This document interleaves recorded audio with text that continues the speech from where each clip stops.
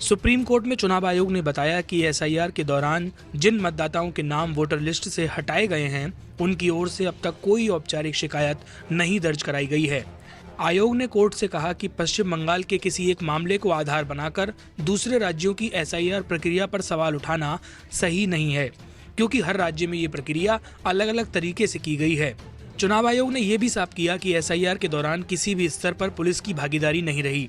घर घर जाकर जांच का काम केवल बूथ लेवल ऑफिसर यानी बीएलओ ने किया। आयोग ने जबरदस्ती या जरूरत से ज्यादा जांच के आरोपों को पूरी तरह खारिज किया। आयोग ने बताया कि एसआईआर कोई मनमानी प्रक्रिया नहीं है, बल्कि ये देश भर में लागू एक सामान्य आदेश है। सिर्फ असम को इससे अलग रखा गया है। एसआईआर के लिए नियम, दस्तावेज और प्रक्रिया का ढांचा पहले से तय है। मतदाता सूची से जुड़े कानून पहले से मौजूद हैं। संविधान के अनुच्छेद 324 से 326 और जन प्रतिनिधित्व कानून 1950 की धारा 19 ये स्पष्ट करती है कि वोटर लिस्ट में केवल भारतीय नागरिकों का ही नाम होना चाहिए। चुनाव आयोग ने यह भी स्पष्ट किया कि एसआईआर का मतलब ये नहीं है कि हर मतदाता से कागजात मांगे जाएंगे। जिन लोगों का नाम जून 2025 तक की पुरानी वोटर लिस्ट में दर्ज है, अगर वे अपने माता पिता के नाम से पहले की सूची से संबंध साबित कर देते हैं तो उन्हें वैध मतदाता माना जाएगा। किन मामलों में दस्तावेज जरूरी होंगे?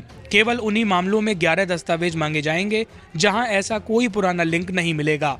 इनमें आधार कार्ड भी शामिल हैं। जून 2025 तक सभी मतदाताओं को एन्यूमरेशन फॉर्म दिया जाएगा, जिससे 2002 की वोटर लिस्ट को भी प्रामाणिक माना गया है। आयोग ने बताया कि करीब 20 साल बाद एसआईआर कराया गया है।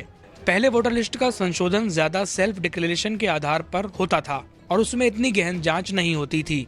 अगर एसआईआर की सुनवाई की बात करें तो 19 जनवरी को सुप्रीम कोर्ट ने पश्चिम बंगाल के 1.25 करोड़ मतदाताओं को वोटर लिस्ट में नाम जुड़वाने के लिए 10 दिन का अतिरिक्त समय दिया।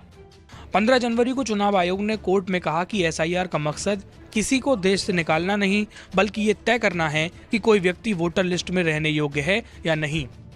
6 जनवरी को कोर्ट में आयोग ने कहा कि वोटर लिस्ट को शुद्ध और सही रखना उसकी संवैधानिक जिम्मेदारी है और उसे एसआईआर कराने का पूरा अधिकार है। 4 दिसंबर को सुप्रीम कोर्ट ने राज्यों और केंद्र शासित प्रदेशों से कहा कि एसआईआर में लगे बीएलओज पर काम का बोझ कम करने के लिए अतिरिक्त स्टाफ की नियुक्ति पर विचार किया जाए।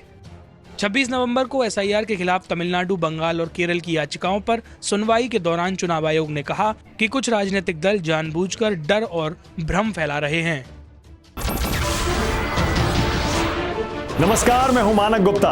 अगर आपको हमारा ये वीडियो पसंद आया हो तो इसे लाइक और शेयर जरूर करें और हाँ, हमें सब्सक्राइब और फॉलो करना ना भूलें ताकि आप देश और दुनिया की कोई खबर मिस ना करें।